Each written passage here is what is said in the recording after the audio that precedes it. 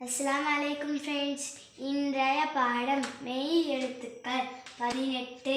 இங்கு எழுத்து வார்த்தைகள்: பூ இங்கா பூங்கா, ச இங்கு சங்கு, சே இங்க இல் செங்கல், கீழ இங்கு கிழங்கு, கு ர இங்கு குரங்கு, போ இங்க இல் பொங்கல், க இங்காரு கங்காரு, ப இங்கு பங்கு, வே இங்காய வெங்காயம், சி இங்க இன் சிங்கம், ப ல இங்க இல் பழங்கள், மா இங்கா இ மாங்காய், மூ இங்கி இல் மூங்கில், தே இங்கா இ தேங்காய்.